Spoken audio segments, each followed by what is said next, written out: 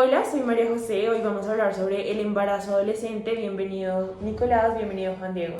Gracias. Este tema es importante porque el pasado 26 de septiembre el DANE sacó un informe acerca del tema y la verdad es que las estadísticas son bastante alarmantes.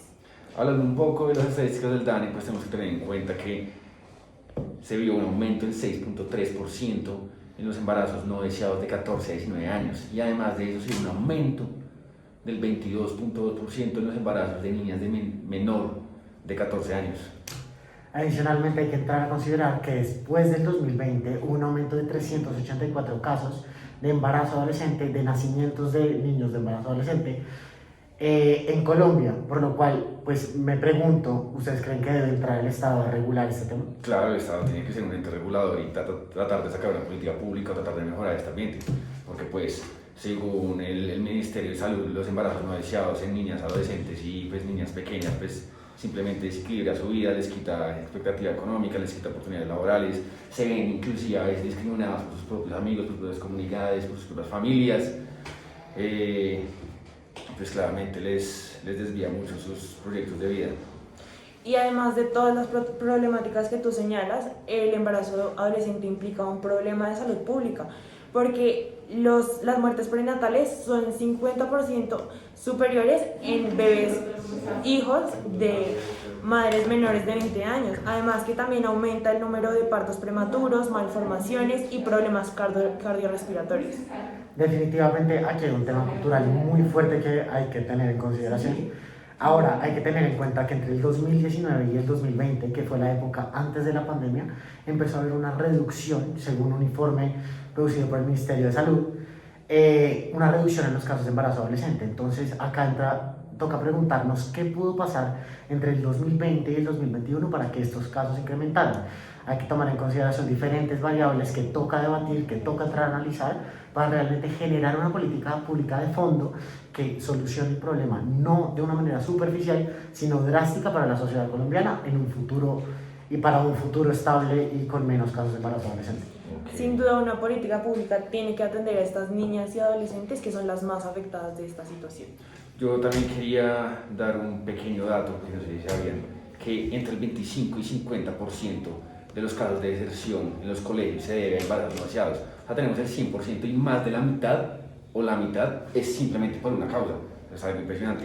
Y también, como dice María José, claramente las niñas, mujeres y adolescentes son las que cargan con el peso del embarazo, pero también tenemos que tener en cuenta e ir más allá y ver a las poblaciones que también se afectan.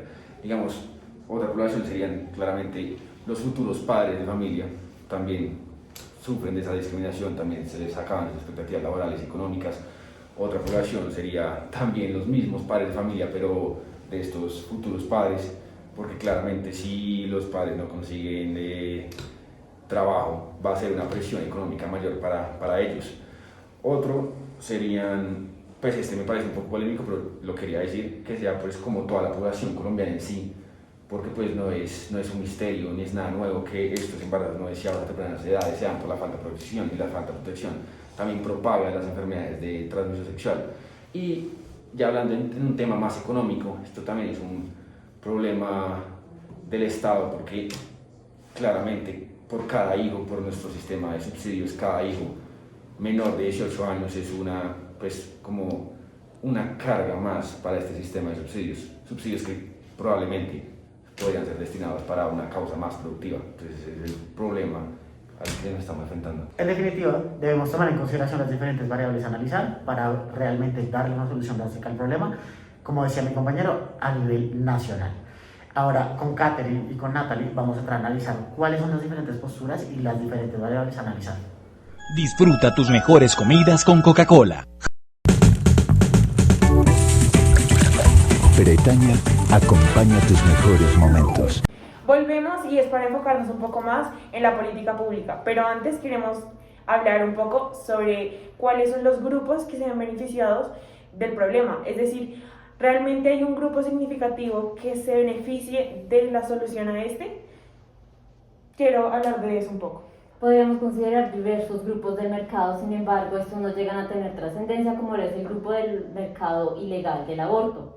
Esto no tiene trascendencia porque las muchachas, las personas no están pensando en estos momentos, en el momento de tener hijos, pues, en estas situaciones de mercado estructural?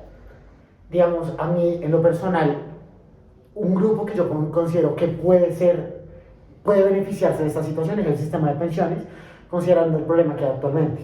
Actualmente encontramos una curva en donde tenemos muy pocos jóvenes, una gran masa de adultos de mediana edad y una tasa muy baja de adultos mayores. Por lo cual, ¿qué va a pasar cuando la masa grande de adultos de mediana edad suban a ser adultos mayores? ¿Quién los va a soportar? Si miramos desde un punto económico esta problemática del aborto adolescente y este incremento, podemos ver cómo cuando estos lleguen a la mediana edad, probablemente van a satisfacer las necesidades de los adultos de edad media. No obstante, considero que esto puede ser problemático porque estas personas usualmente son de escasos recursos, por lo cual lo más probable es que coticen un número menor y no logren realmente subsanar el problema, sino incrementarlo. No sé qué opinan ustedes frente a esta posición. Estoy completamente de acuerdo contigo, Nicolás, y considero que es uno de los beneficiados en este entorno, pero considero también que no es un punto determinante para la decisión de una niña de 14 años a la hora de quedar embarazada. Bueno, teniendo todo esto en cuenta, podemos concluir que no hay realmente un grupo que se organice en contra de una política pública que podamos tomar y formular para reducir los embarazos adolescentes. Teniendo todo esto en cuenta, es muy importante preguntarse por las causas porque son como la base de la solución al problema y de la propuesta como política pública. ¿Cuáles creen ustedes que son las causas del embarazo adolescente? Las causas principales pueden enfocarse dado el nivel de escolaridad o el nivel de educación que tienen las niñas en zonas rurales.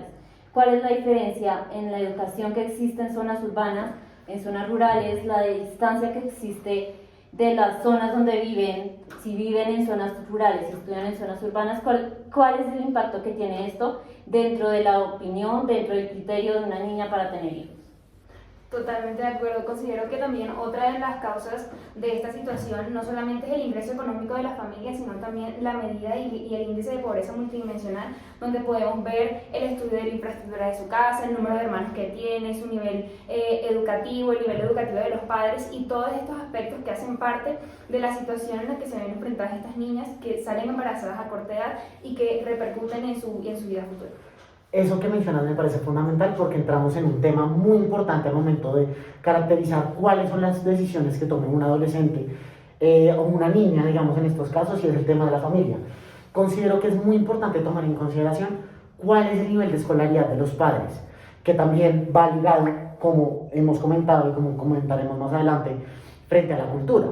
Nivel de escolaridad de los padres también implica si la mamá tiene una educación básica, si el papá tiene una educación básica, si ellos tampoco tienen una educación ni están formados en temas de educación sexual que les permitan tener una prevención segura y eficaz.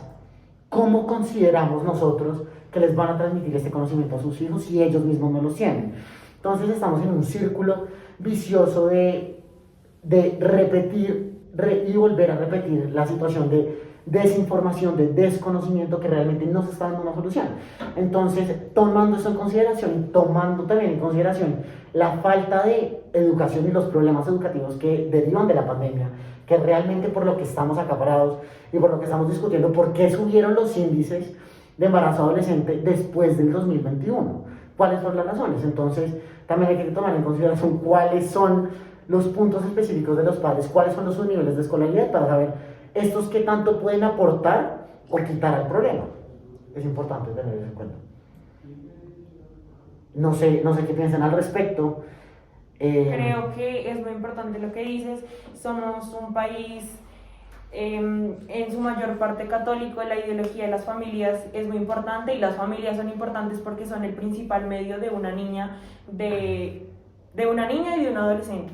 Entonces este tema es muy importante, saber cómo abordar la sexualidad o siquiera la abordan porque es tabú en muchas familias, porque pues según la religión el tema de la sexualidad se toma después de cierta edad, como del matrimonio, pero pues la verdad es que estas niñas están teniendo relaciones sexuales desde muy temprana edad y hay que darles educación respecto a sus condiciones y a lo que están viviendo.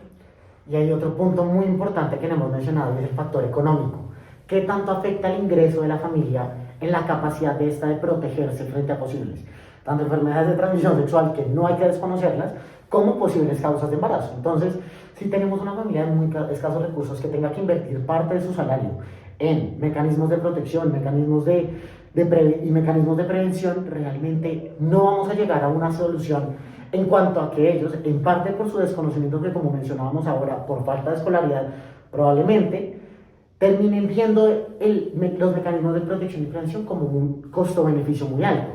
El costo es muy alto frente al beneficio que van a adquirir, en tanto que realmente desconocen la importancia de tener un hijo y el impacto que este va a tener para su vida, y especialmente las jóvenes y los menores de edad. Entonces no sé qué consideren que pueda ser una política pública como la nuestra para realmente impactar este problema, como qué consideran que puede ser fundamental, digamos, en términos económicos, en términos sociales.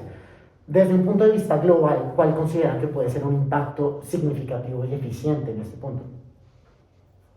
Bueno, pues yo creo que hay que ser muy prudente y consecuente con que Colombia es un país muy religioso y hay que abordar la situación con tacto, y para que las políticas públicas, aunque no sean muy populares, logren su objetivo. Hay que tener en cuenta el tema de la religión y también el de la educación, porque es muy importante. Y asimismo hay que tener en cuenta el aspecto del ingreso económico y cómo el Estado puede ayudar a estas personas a que puedan protegerse, a que puedan no solamente protegerse de embarazos, sino también de enfermedades de transmisión sexual que también pueden afectarlas a ellas en el transcurso de su vida. Y hay que considerar que esto puede tratarse también de cambios morales que pueden ir avanzando con el tiempo en la implementación de la política pública. Que los cambios de ideología religiosa pueden cambiar en la medida que se trate con delicadeza, con tolerancia. Cada ideología diferente también depende de la religión. Listo. Habiendo hablado entonces de las diferentes variables, de las diferentes causas, de los diferentes puntos que nos parecen elementales al momento de evaluar por qué hubo un aumento significativo en el embarazo adolescente después del inicio de la pandemia, consideramos que es fundamental tomar en consideración, como ya hemos mencionado a lo largo de toda nuestra presentación, variables tales como zona de residencia, escolaridad de los padres, factor socioeconómico, edad de los padres, nivel de escolaridad del estudiante y de sus padres, y ver cómo su entorno y todo lo que está pasando actualmente realmente afecta en estas decisiones, cuáles pueden ser sus problemáticas a futuro y cómo las estamos solucionando y enfocando en este momento en el presente. No siendo más, gracias por ver este capítulo de Radio Gestión y los esperamos en el próximo capítulo. Gracias.